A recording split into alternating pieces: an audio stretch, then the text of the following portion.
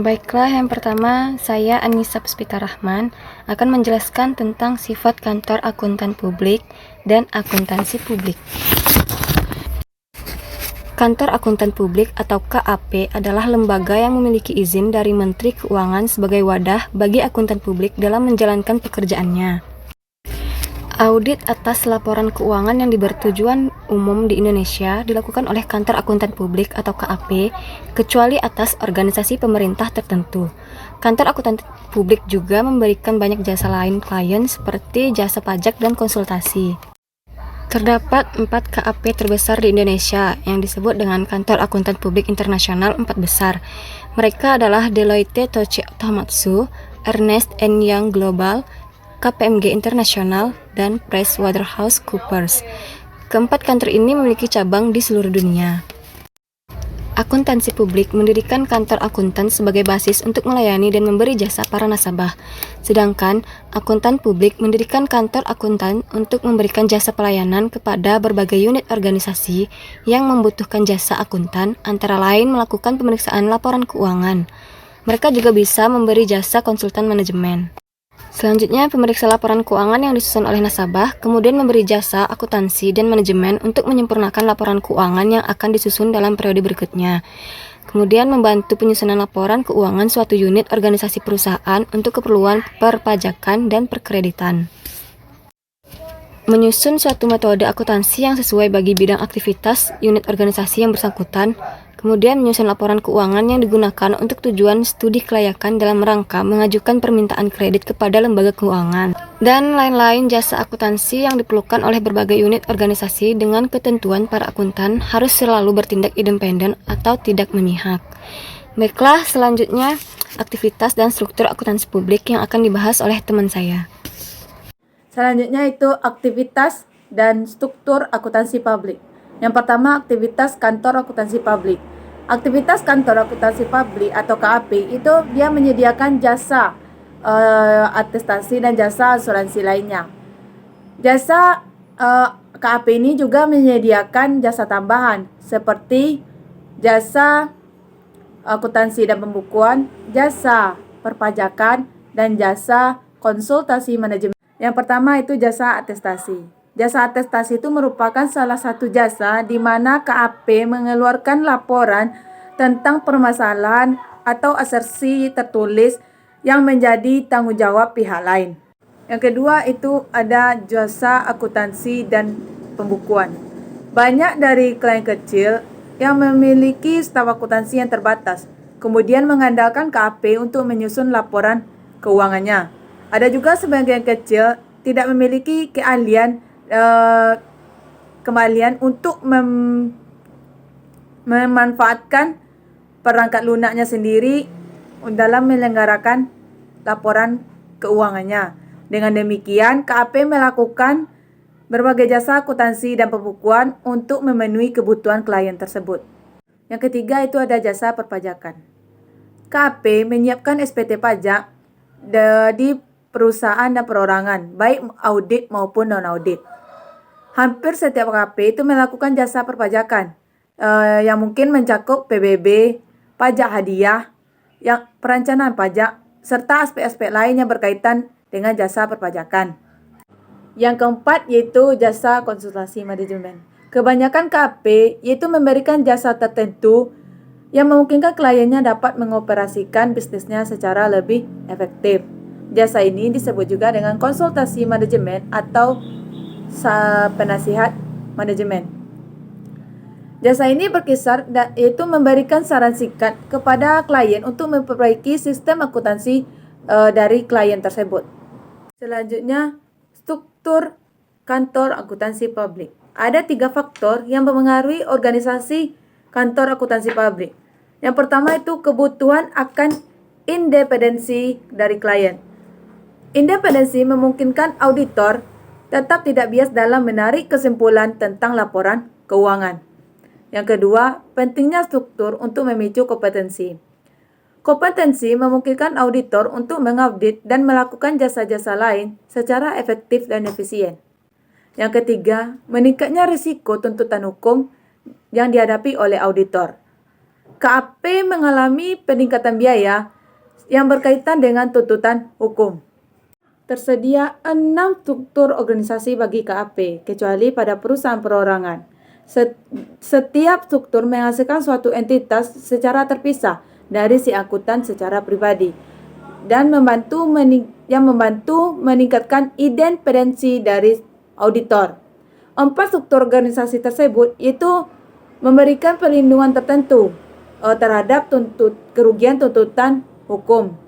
6 dari struktur organisasi tersebut, yang pertama ada perusahaan perorangan, yang kedua ada persekutuan umum, yang ketiga korporasi umum, yang keempat korporasi profesional, yang kelima limited liability company atau LLC, yang keenam yaitu limited liability partnership atau LLP. Yang pertama itu perusahaan perorangan atau proprietorship. Hanya kantor dengan pemilik tunggal yang dapat beroperasi dalam bentuk ini. Namun, secara tradisional, semua kantor dengan pemilik tunggal itu diorganisasikan sebagai perusahaan perorangan. Yang kedua itu persekutuan umum. Bentuk organisasi ini sama dengan perusahaan perorangan, tetapi bedanya bentuk ini menyangkut banyak pemilik. Struktur organisasi ini kurang populer karena kepemilikan lain menawarkan perlindungan hukum tertentu yang telah diperbolehkan menurut hukum negara sebagian. Yang ketiga itu korporasi umum. Keunggulan korporasi ini adalah bahwa pemegang sahamnya hanya bertanggung jawab sampai batas investasi mereka dalam korporasi tersebut. Sebagian KAP tidak diorganisasikan dalam bentuk ini karena hukum di negara bagian melarang dalam bentuk ini. Yang keempat itu adalah korporasi profesional. Korporasi profesional atau PC ini yaitu memberikan jasa-jasa profesional dan memiliki satu atau lebih pemegang saham. Hukum PC di beberapa negara bagian yaitu memberikan atau menawarkan perlindungan kewajiban secara pribadi yang sama dan perlindungan oleh korporasi umum. Sedangkan di negara-negara bagian lain yaitu rendah. Inilah yang menyulitkan KAP untuk memiliki klien di negara-negara bagian yang berbeda untuk beroperasi dalam bentuk PC ini. Yang kelima itu limited liability company atau LLC, yaitu dia menggabungkan atribut-atribut yang menguntungkan antara persekutuan umum dengan korporasi umum. Dan biasanya LLC ini memiliki struktur dan dikenai pajak. Dan semua negara bagian memiliki hukum LLC dan sebagian besar juga sudah mengizinkan KAP untuk beroperasi dalam bentuk LLC. Yang keenam yaitu Limited Liability Partnership atau LLP. LLP ini dia itu memiliki satu atau lebih partner dan struktur dan pajaknya sama dengan persekutuan umum, tetapi perlindungan kewajiban pribadinya lebih rendah daripada korporasi umum dan LLC. Demikian juga bagi ahli yang bekerja di kantor KAP untuk independensi atau kebebasan dan kemampuan bekerja yang tinggi. Secara hierarki, organisasi dalam KAP yang khas itu meliputi yang pertama auditor staff, yang kedua auditor senior, yang ketiga manajer, yang keempat itu partner. Yang pertama auditor staff. Auditor staff ini kerap kali melakukan tugas yang rutin dan rinci, namun memiliki pengalaman yang terbatas. Yang kedua yaitu auditor senior. Auditor senior itu disebut juga dengan penanggung jawab, yaitu dia memenuhi syarat untuk memikul tanggung jawab atas perencanaan dan pelaksanaan yang dilakukan oleh auditor yang akan disetujui oleh auditor manajer atau partner. Yang ketiga itu ada manajer. Manajer ini harus dapat bertanggung jawab atas penyelidikan atau supervisiori 2 atau lebih perikatan dari audit sekaligus.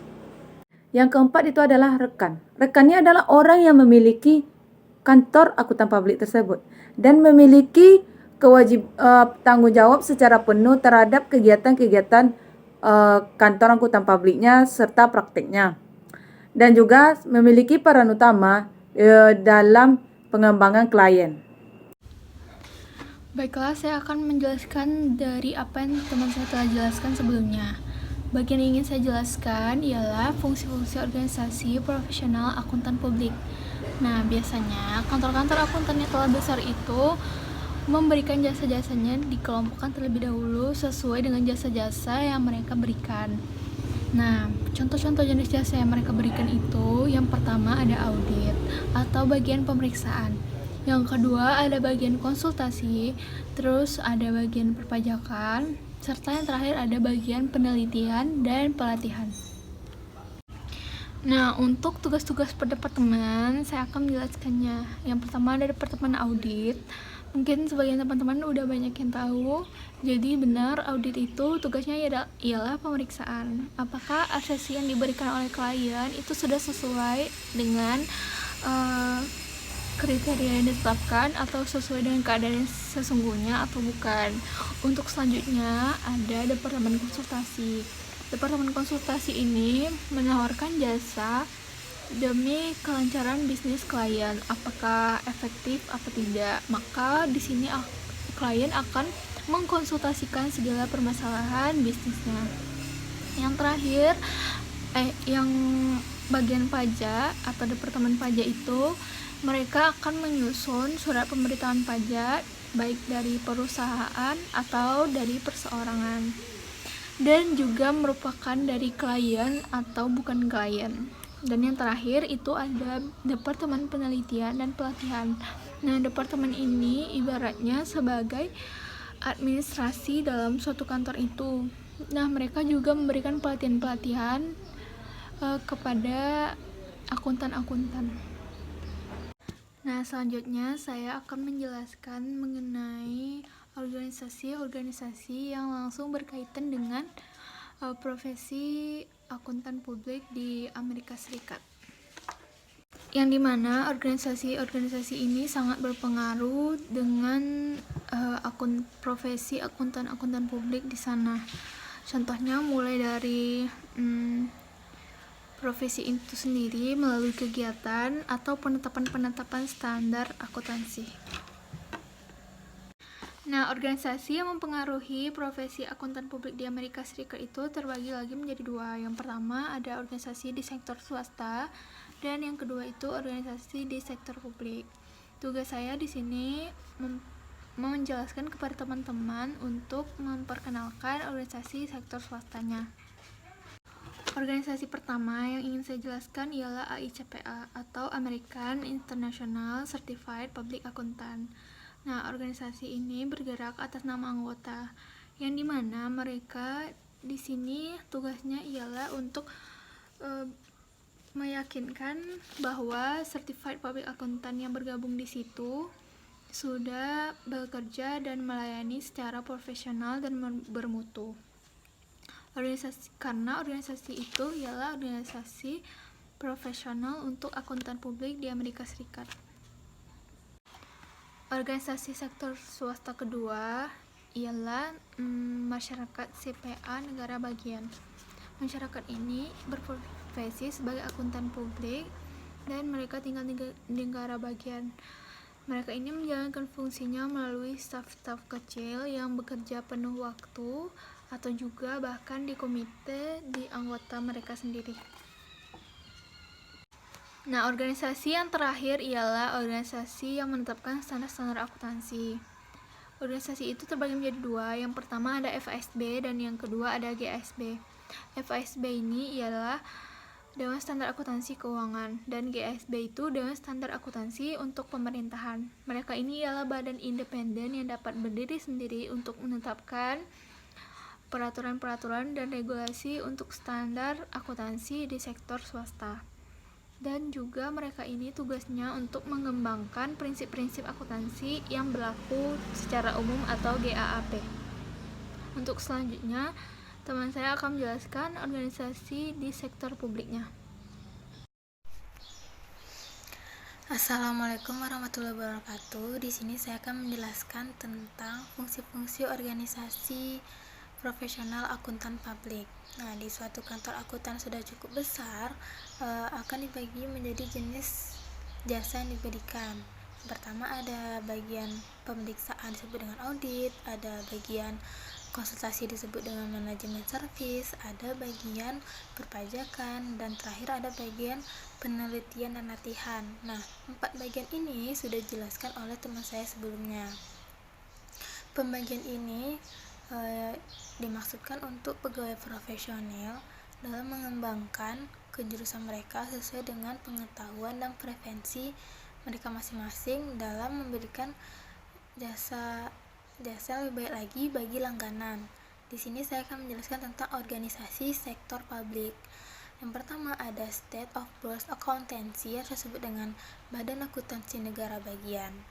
Nah, setiap badan pengurus akuntansi negara bagian ini menjelaskan syarat perizinan CPA, kode etik profesional, dan banyak hal lagi persyaratan pendidikan profesional akuntan.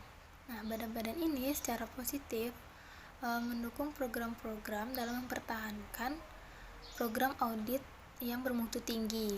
Nah, fungsi utama badan-badan ini yaitu menerbitkan izin untuk berpraktik sebagai seorang CPA, yang kedua memperbarui izin, yang ketiga menangguhkan atau membatalkan izin praktik.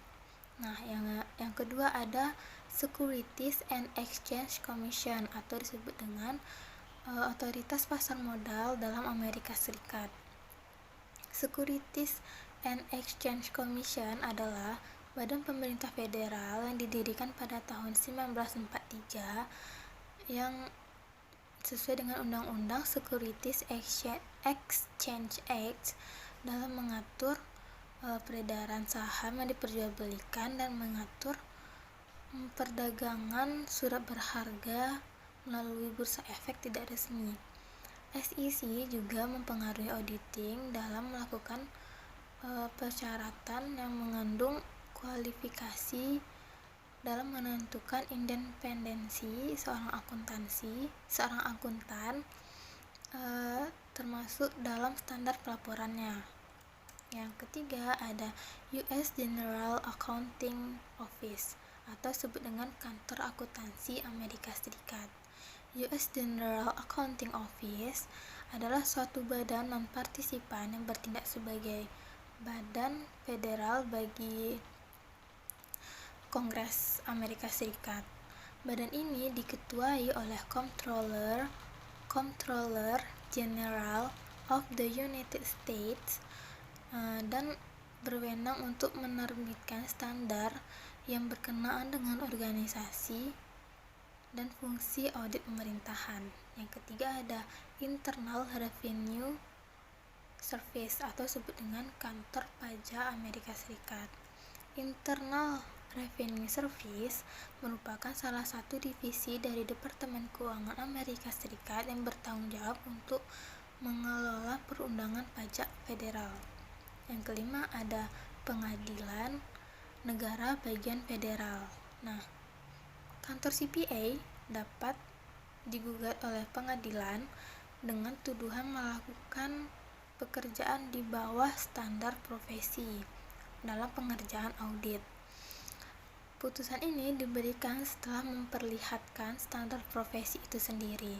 Jika pengadilan merasa bahwa standar profesi ini tidak cukup melindungi publik, maka profesi itu sendiri harus menjelaskan atau memperjelas standar profesi yang telah dibuatnya, atau dia membuat standar profesi yang baru. Nah, yang keenam ada Kongres Amerika Serikat.